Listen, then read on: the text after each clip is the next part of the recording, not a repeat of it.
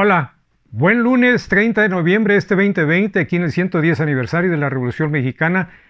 con esta pincelada que es la última que tenemos sobre este tema. ¿De qué vamos a hablar el día de hoy? Bueno, de un trascendente e importante hecho en la vida política de nuestro país. Recordarán ustedes que antes de meternos a la vida de Felipe Ángeles y de Francisco Villa, pues dejamos por ahí el asesinato de Álvaro Obregón, presidente electo ya del país, y que el que estaba de responsable como presidente del Poder Ejecutivo, pues tenía una crisis que debería de resolver. Este hombre nació un 25 de septiembre de 1877 en Guaymas, Sonora. Fue hijo de un burócrata con problemas etílicos y de una señora que desgraciadamente murió cuando él tenía 3 años de edad y que fue pues ahí bajo la tutela de sus tíos maternos conducido para educarse en materia primaria y luego como maestro. Él fue cantinero, administrador de un hotel en Guaymas, fue también comisario de Agua Prieta, Sonora, maestro, inspector de escuelas rurales, se enfiló en la lucha revolucionaria con Álvaro Obregón al mando y le da la designación de coronel. Combaten contra Villa y luego se vino nuevamente acá a Sonora, fue gobernador interino y proclama una ley en contra de vinos y licores que luego le causó problemas, al igual que le causó problemas el haberse declarado anticlerical y expulsar a sacerdotes católicos de ahí del estado, y luego se la iban por ahí a cobrar. Bueno, pues cuando llega Venustiano Carranza a la presidencia de la República, lo nombra secretario de Fomento. Sale Carranza, entra Adolfo de la Huerta, lo nombra secretario de Guerra. Después de secretario de Guerra, cuando entra Álvaro Obregón, secretario de Gobernación, y pues ya lo traía por ahí perfilado para ser Plutarco Elías Calles el candidato a la presidencia de México, por lo cual se separa Adolfo de la Huerta, porque pues él quería, pero ahí la ganó Álvaro Obregón y llega a ser entonces el presidente de México. Y él le permite, pues lo que aquí ya sabíamos, de que se haga la reelección, haciendo las modificaciones a la Constitución. En ese momento, ¿qué hacer? Le tocaba rendir el último informe ante el Honorable Congreso de la Unión. Y es así como se presenta un 1 de diciembre de 1928 y se dirige al presidente del Congreso, posteriormente a los diputados y a los senadores. Ahí no había todavía ni diputadas ni senadores. Palabras más, palabras menos, les dice: vengo ante este Poder Supremo, de conformidad con lo establecido en la Constitución Política de los Estados Unidos Mexicanos, para dar cuenta del estado de cosas que guarda mi administración, pero ante la crisis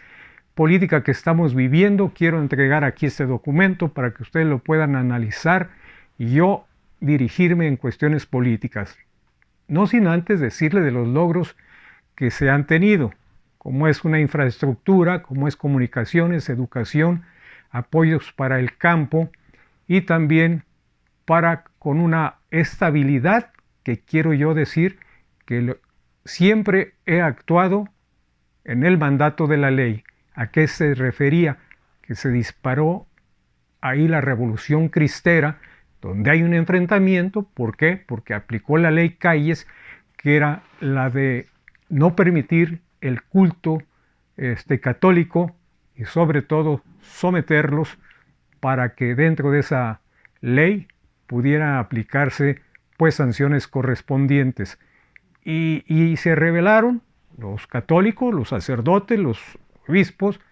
se confrontaron y sobre todo en el Bajío hubo una lucha muy fuerte con demasiados muertos. Por eso al entregar ese documento lo establecía así de pasada, que actuó sobre la ley. Pero ya dirigiéndose en la cuestión política decía que debería determinar la época de los caudillos y pasar a una época de instituciones, una época de leyes, porque con la muerte del caudillo de la revolución, Álvaro Obregón, pues el país requería de gente capaz que pudiera sacar al frente a la nación.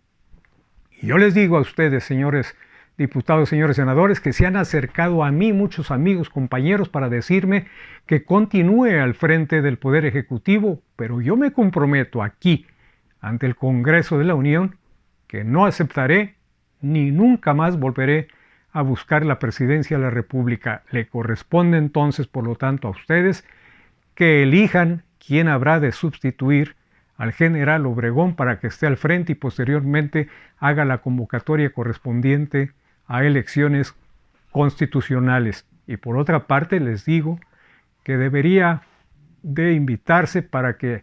se conformen partidos políticos que puedan presentar candidatos adecuados en la búsqueda democrática a la presidencia de la República. Plutarco Elías Calles ya traía en mente unificar a todos los partidos políticos regionales, que eran aproximadamente 500, y conformar el Partido Nacional Revolucionario. Bueno, pues fue así entonces que llega Emilio Portes Gil a la presidencia de la República, hace la convocatoria, entra Pascual Ortiz Rubio, pero Pascual Ortiz Rubio pues nomás la debía pasar, tuvo que renunciar porque pues el que mandaba era el jefe máximo de la revolución, Plutarco Elías Calles, y deja, se queda en su lugar ahí Abelardo L. Rodríguez, insignificante el papel también, para llegar a elecciones, y es Lázaro Cárdenas del Río como presidente, que saca del país a Plutarco Elías Calles y lo manda por allá a Estados Unidos, a su residencia que tenía en California. Lázaro Cárdenas trasciende por la expropiación petrolera, la conformación de organizaciones obreras y campesinas, y le da un enfoque para tener en su momento la respetabilidad de los Estados Unidos con las empresas norteamericanas que hacían lo que venía siendo pues la expropiación del petróleo. Y bueno, los mete en orden y es como trasciende. Luego deja al general Ávila Camacho como presidente de la República, que estaba en la Segunda Guerra Mundial, hace un papel pues tranquilo, insignificante, y se acaba la época de los militares y viene la de los civiles con Miguel Alemán Valdés, que impulsa al país a la vida industrializada, y por ahí también deja a Ruiz Cortines, que trasciende simplemente, veracruzano, que trasciende por el derecho que le da del voto a la mujer, y Ruiz Cortines a Adolfo López Mateos, secretario del Trabajo, que tenía buena presencia, carismático, que era una gente querida, que anduvo por todo el mundo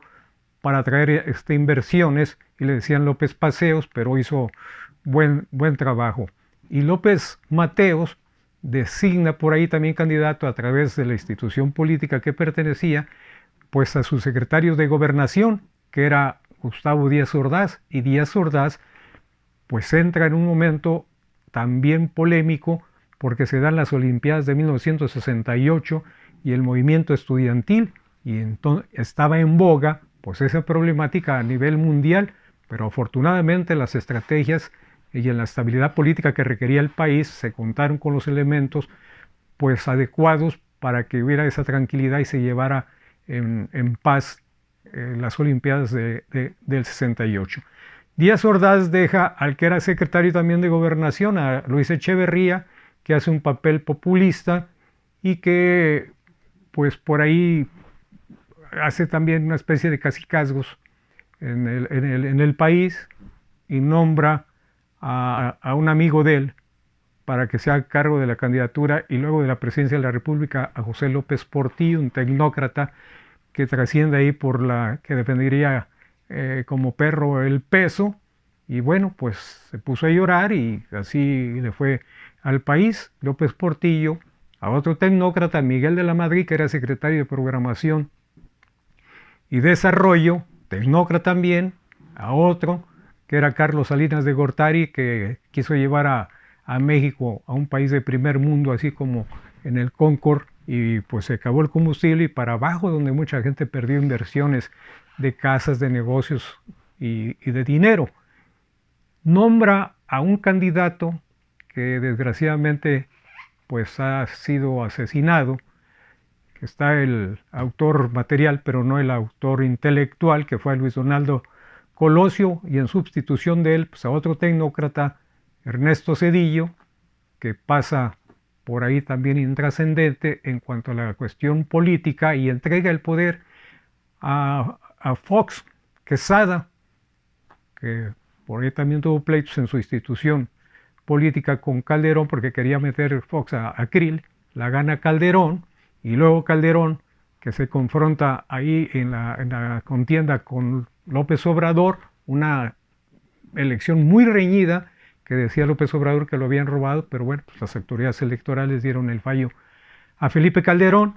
que se mete en una guerra contra el narcotráfico que todavía la estamos por ahí padeciendo. ¿Por qué? Porque no había ninguna estrategia a seguir. Es como cuando fumigan y atacan una parte y luego se van a otra y pues se fue a todo el país.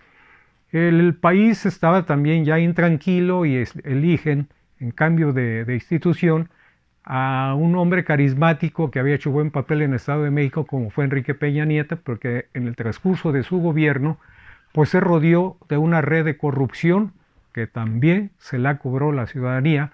y dan el apoyo abrumadoramente a López Obrador, quien hasta el momento es el presidente de México. Desde Venustiano Carranza hasta López Obrador, llevamos 22 presidentes de la República. Bueno, pues es así como la revolución reforma y transforma a México con proyectos, con programas. Por eso la revolución necesita revolucionarios para seguir haciendo la revolución. Aquí la dejo, que tengan bonito lunes y bueno, no se les olvide, hay que ponernos el cubrebocas. Las pinceladas han vivido, viven y seguirán viviendo y en su momento con temas trascendentales. Ya verán que así será.